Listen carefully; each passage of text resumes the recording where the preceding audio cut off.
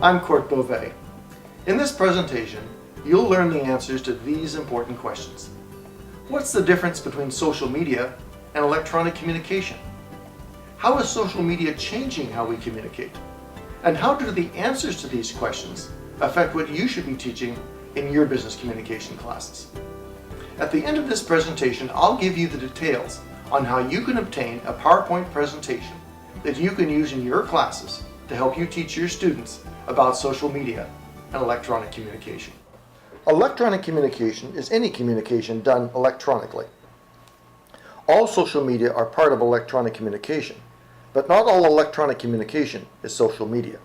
For example, an Adobe PDF document, a Word document, a PowerPoint presentation, or an RSS newsfeed are all examples of electronic communication, but none are considered part of social media, although there are many ways in which you could use these tools in social media efforts.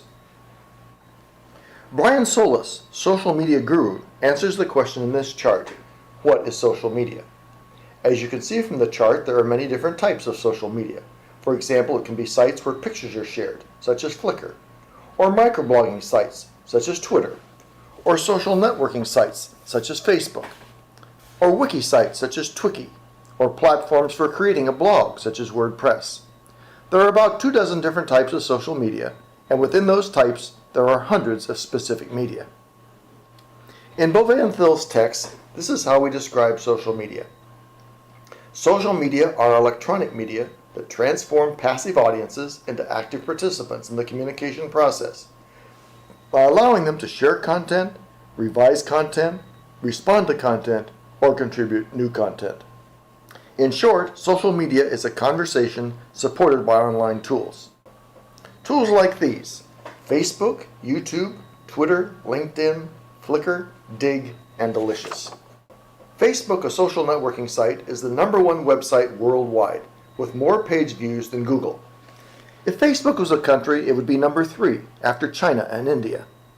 Facebook is a site where users can build a profile, add friends, send messages, become fans of pages, indicate they like something at the click of a button, find out about events, and join groups. Users can also interact with businesses. More than 30,000 retailers and thousands of companies have Facebook pages. For example, people can order tickets for Delta Airlines right on Facebook. On YouTube, the average user spends 15 minutes a day on the site. 36 hours of video is loaded onto YouTube every minute. More video is uploaded to YouTube in 60 days than all 3 major US networks created in 60 years. YouTube is translated into 51 languages by Google's automatic speech recognition technology. A recent survey suggested that video company profiles on YouTube have more measurable impact than company profiles on Facebook, LinkedIn, and other prominent sites.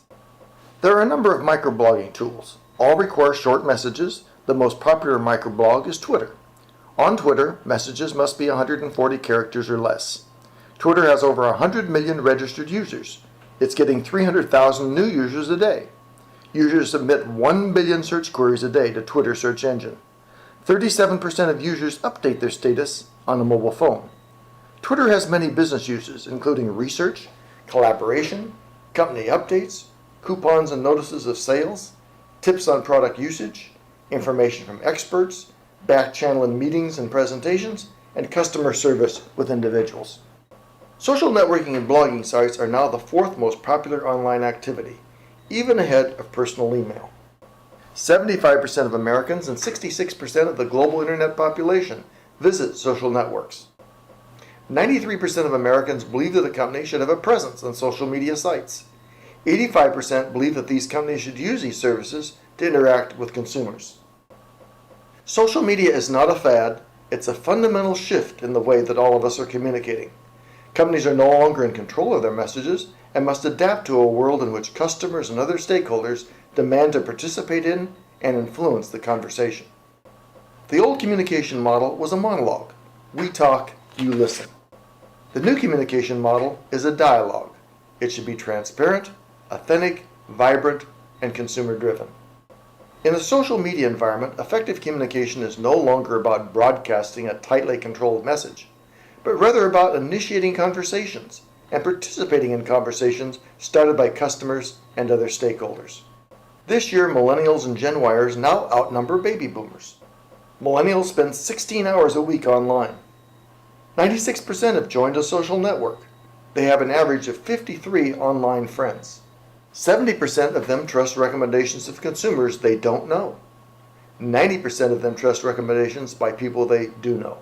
In short, they don't care about ads or sales presentations. They care about what their friends think.